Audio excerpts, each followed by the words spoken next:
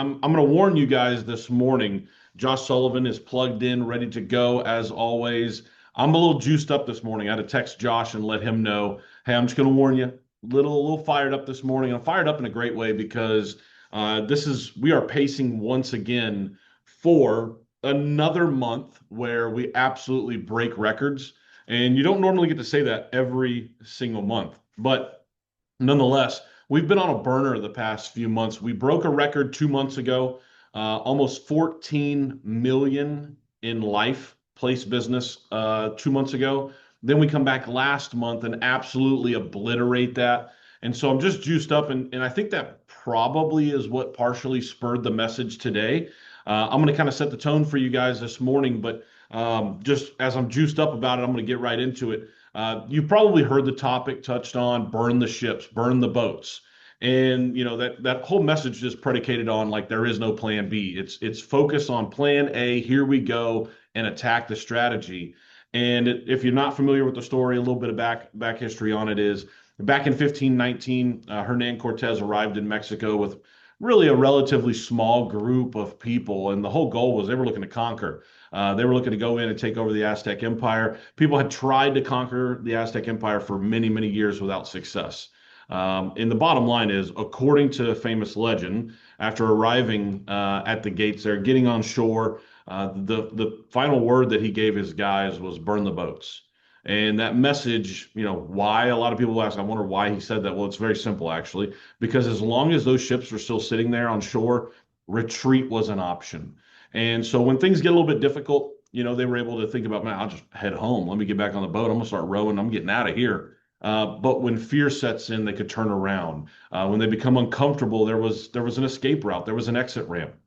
And when you take away the ships, suddenly there was only one direction, and it was forward.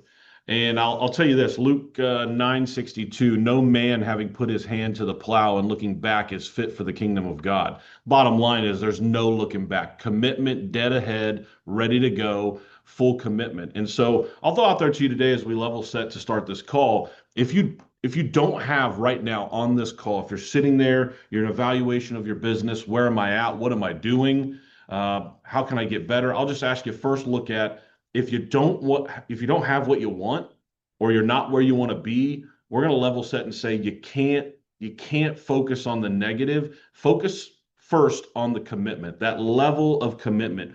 Are you doing the things that you need to be doing on a daily basis to get the results you're looking for? Some of the stuff that you'll hear from your own self at times is, I can't close business consistently. I'm just not as good of an agent or a producer as these guys and gals that I hear on the call or see at the events. I'm going to tell you now that's BS. And it's because really, if you just look at it, a lot of times it comes down to we just haven't committed. We haven't really pushed those proverbial chips into the middle of the table and gone all in yet. And so if you want to take your proverbial island, you want to go burn the ships today. And I'll just, getting on track here, you'll get it because number one, typically as human beings, if the option is, I got to find a way, not literally, but if I have to choose between dying or succeeding, we're going to find a way. If I'm going to fail or I'm going to succeed, we got to find a way. And so, learn your products, perfect your presentation, buy a massive amount of leads to where even if your ratio is not as high as someone else's, who cares? I'm going to fail forward and I'm going to find a way and I'm going to solve a lot of problems for people. Now, let's put this out there to you. Like Veronica White, I'll use you as an example, shining example, obviously, and there's so many that we could use, but break down the numbers. Veronica did over 30,000 in production. And we made sure to recognize her, and she dings her numbers every day. It seems like she's making something happen. But break down the numbers: $30,000 a month. That's 2 sales a day. That's 10 sales per week. That's 40 sales a month. And if your average premium on the life side is $750, that's a $30,000 month. Know the numbers, break it down, and push your chips all in to the middle of the table. And so I'm going to get right to it this morning. I got a lot of other stuff. I'm gonna just breeze right through it and get right to our host with the most that joins me every single Monday. Josh, good morning. I hope you had a great weekend, buddy. I'm ready to go. If you're ready, let's rock and roll. Let's do it. All right. So a lot of things that we take from this Monday call, and we hear some great feedback from everybody who plugs in, is perspective. A lot of people get fired up about, man, it's awesome how you tee Josh up. I love kind of picking his brain, hearing how he did it. And so we're going to get right to it this morning. As you know, success doesn't remove the battles. Josh, I want to ask you, people see your production, they see the numbers, they see all the big business you do and that you've done consistently. St. Martin recognizes the MVP for 2025. I got to ask you, um, because I know that there's a lot of things that they don't see. They don't see, the declines that you get, the nerding out over the underwriting and becoming a student of your products, all of the things, the long days. We see the dings in the chat, we see the business on the board. So what makes you keep going when you have one of those days that everybody has? I know it's not a fun topic to talk about, but that perspective I think is invaluable. So like for you, when you're having one of those days, what do you do to keep pushing? There are really two really really big things that I focus on. The first one is you know I heard a long time ago on these calls, and it gets reiterated a lot. This business can beat you up, but it'll also take really good care of you. And so I know that every home that I get beat up in, and it happens, I hate the whole Instagram, social media, uh, Twitter, or X, whatever, thing where everybody just sees your highlights. It's what band is. Everybody just sees the highlights, just like what you're talking about, but nobody really sees the struggle. And so the where we actually show our resilience is in the struggle. That's why I love it whenever I hear these guys come on and say, "Hey man, I worked all day, last house this. I did it." And 8 hours in and I finally got my first one, whatever it might be. Like those are that resilience is what's so important. So for me, I hold on to that statement. Whenever I first started, I had it written down on a sticky note.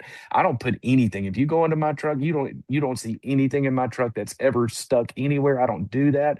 I put a sticky note on my truck that said that right there. This business will beat you up, but it'll also take care of you. And so and sometimes in my mind in the beginning I was like, I'm going to start keeping a scoreboard of how many houses I got beat up in and how many of them took care of me. And so I kept leaning towards that, because what I was doing in the beginning was figuring out, all right, how many no's do I have to get through to get to my yeses, right? How many times do I have to get busted in the mouth before I get to that one that goes yes? And so the perspective that I would tell you is go, hey, if that one got me, the next one's coming, right? The good is coming. The good is coming, because we know it's a numbers game. We know that the numbers don't fail us. We just fail the numbers. So if I just keep going, then it's gonna take care of me. The 80/20 rule. Hey, if I lose 80% of the time, I can't focus on the 80. I really have to relish the 20. And so if we focus on, and you in this business, I've said this before, I'll say it again. This is not just in your work life. This is in your marriage. This is in your family. This is in your relationship with the Lord. This is in everything. You choose what you magnify.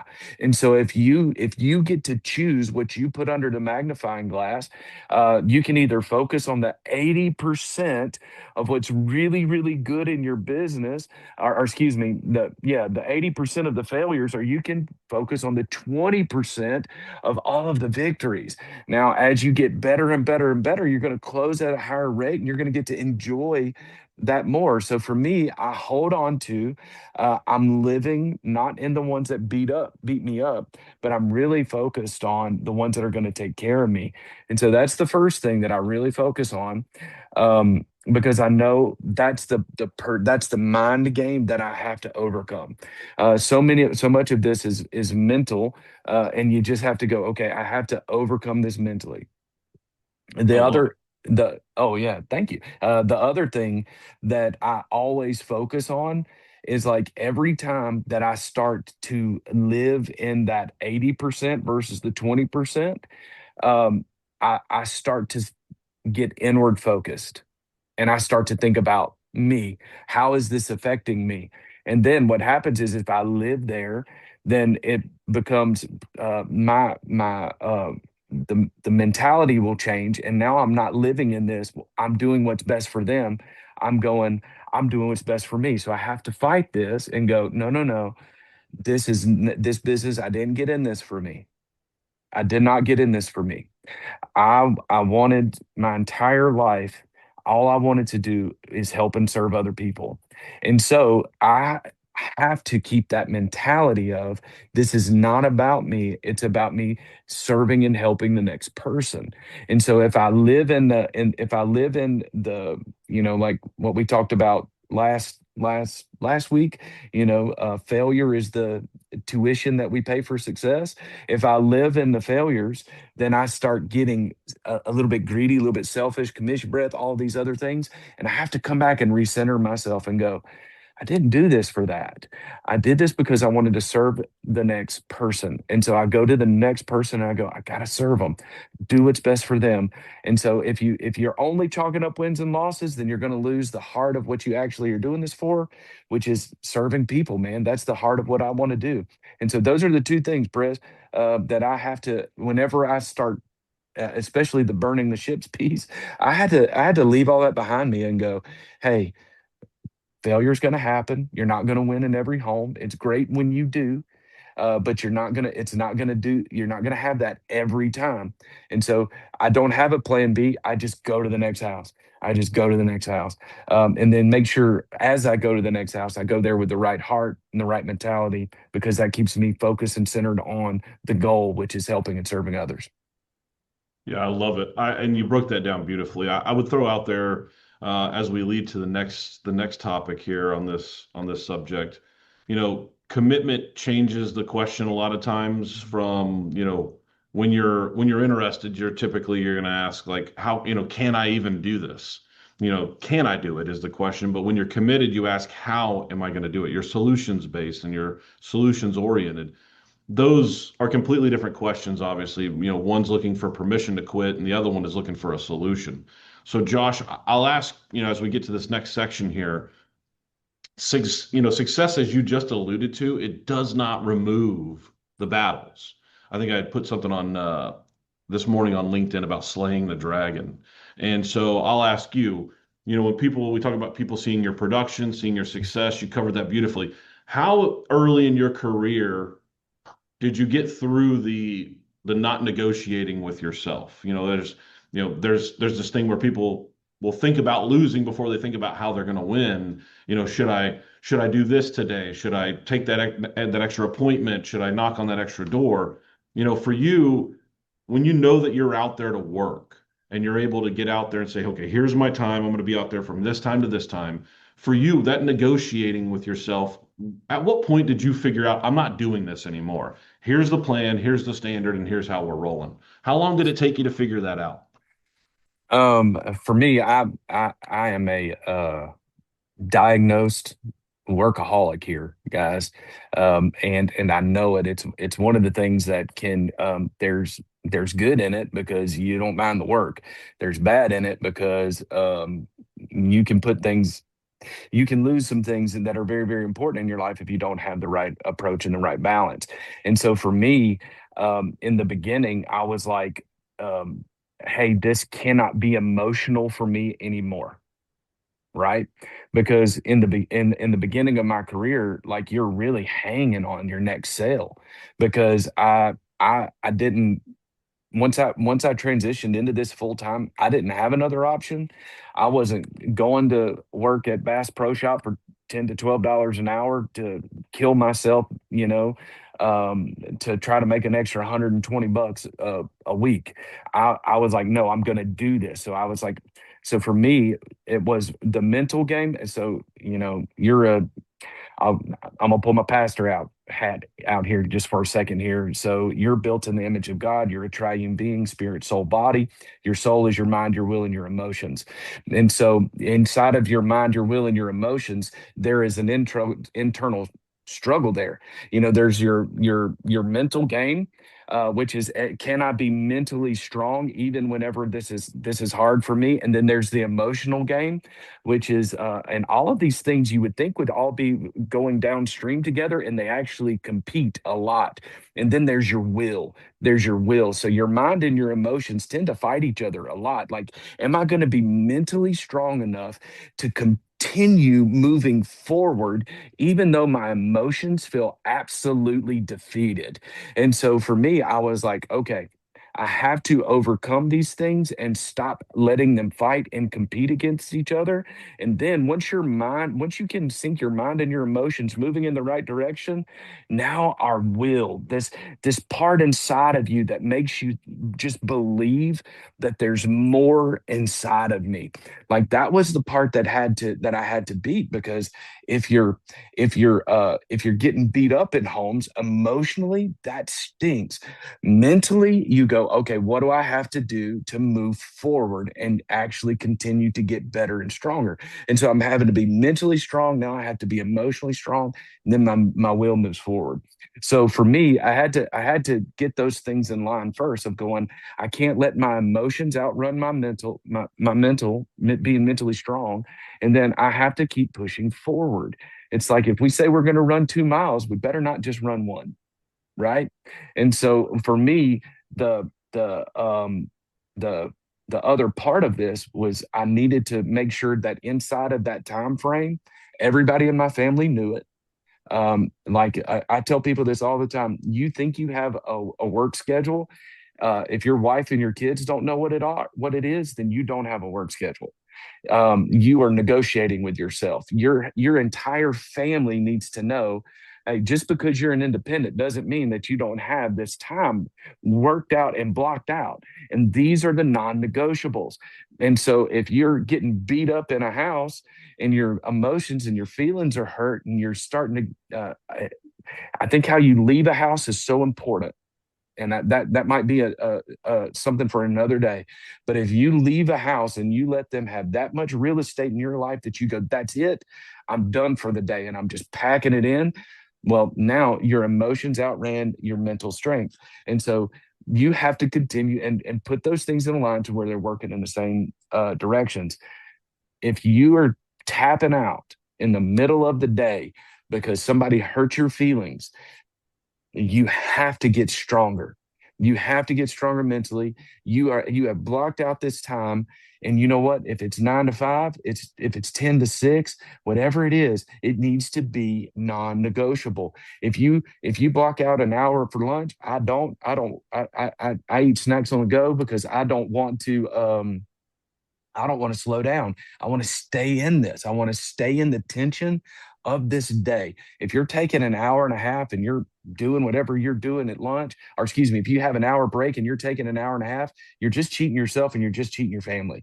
The other thing that you're doing is you're cheating the people that you could be helping. You don't have the right mentality. You're cheating on yourself. You have negotiables. You need to get rid of the negotiables, lock in and go, no, during this time, this is what I do. And they're the non-negotiables. Be strong enough mentally. Don't get all up in your feelings.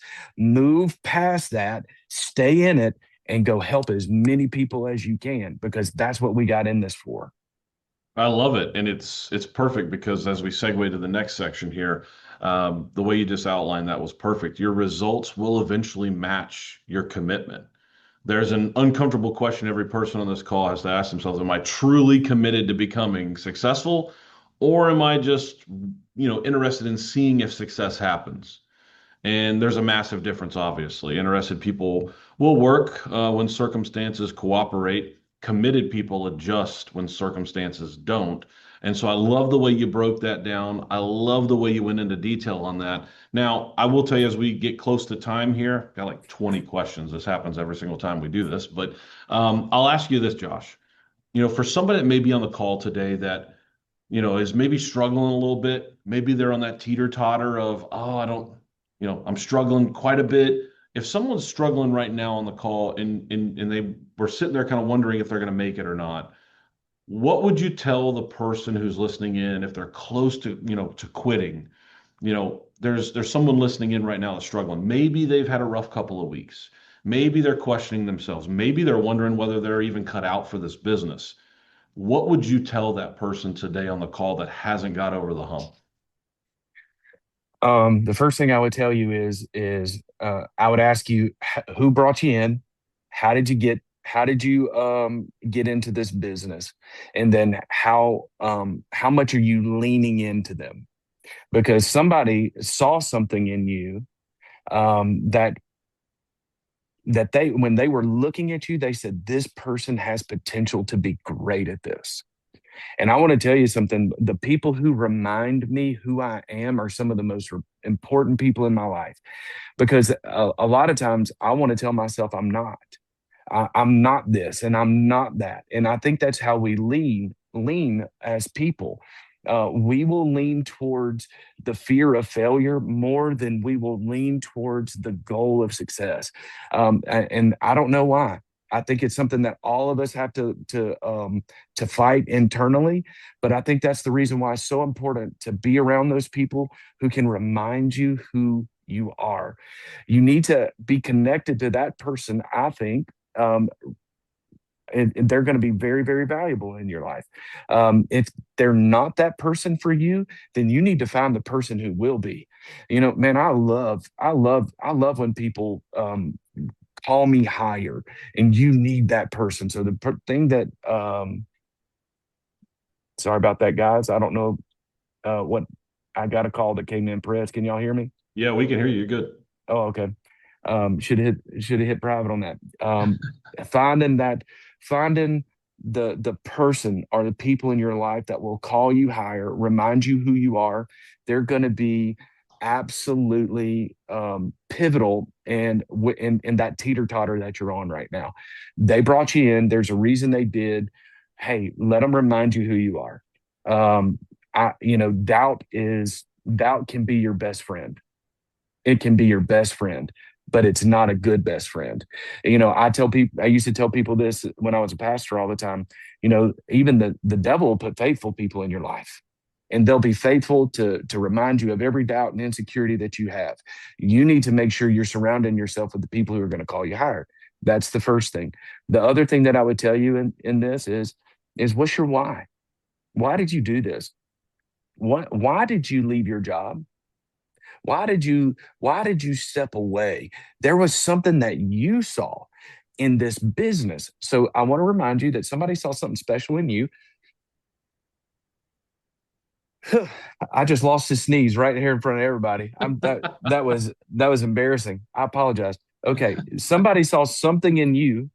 I fought it the whole way, Press. Somebody saw something in you, but you also saw something in this business. You saw an opportunity. You saw something that was going to lead you into a brighter future for your life, your family, all of these things. Man, the freedom that this business has brought me is exactly the reason why I chose to do this. Somebody saw something in me, they called it out, they called me higher. I was like, okay, I'll take this chance.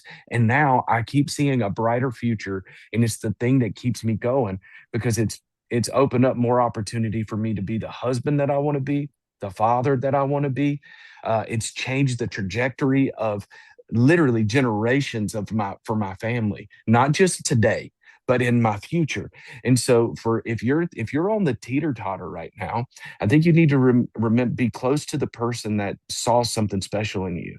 And then you need to write down what you thought was special about this business and then hold on to it.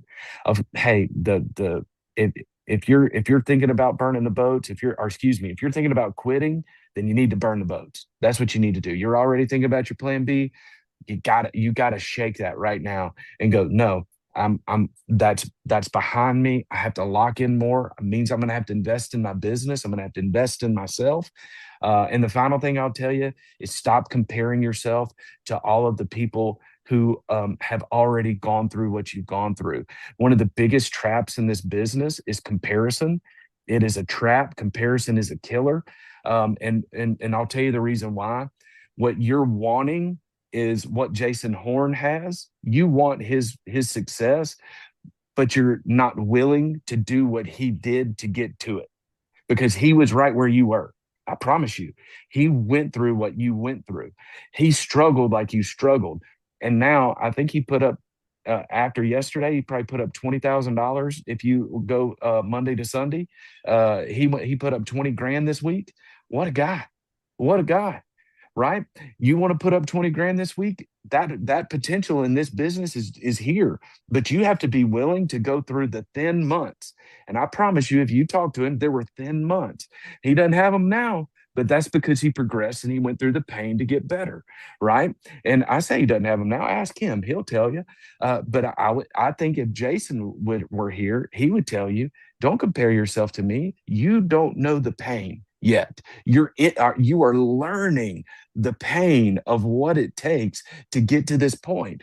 And so if you're struggling, I would tell you those three things. Lean on the person who saw something special in you. Hold on to this opportunity. What brought you here? Because man, it is a bright, bright future if you'll just lock in. And then don't compare. Don't compare. Our journeys aren't the same. You need to figure out the pain that you have to get through to get to those stages. I love it. I absolutely love it. There is a point in every journey where success stops being about wanting something badly enough and starting to become more about deciding what you're willing to do to achieve it, to your point. I love it. I love the comparison piece too. It's easy to get caught up, easier now than any other time with social media, as you alluded to. Like, run your race. Everybody's race is different, everybody's path is different. I love it. And just the whole topic of burn the boats is just commit to the process. Like you just said, it's going to be the peaks and valleys. It's not the leads, it's not the carriers, it's follow the process and push your chips all the way in the middle of the table.